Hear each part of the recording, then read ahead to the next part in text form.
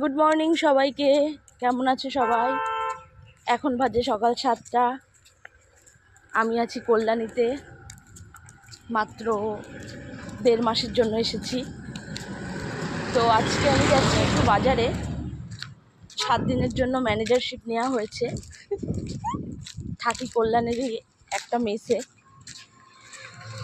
মানে মেস, মহিলা মেসে, ছাত্রীনিবাস।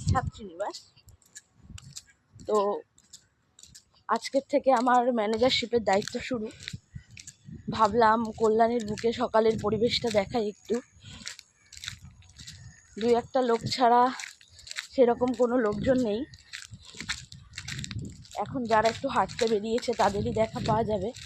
আর যারা একটু কাজ করে, এখানে তো বেশিরভাগই মেসবাড়ি, সুতরাং রান্নাবান্নার যেসব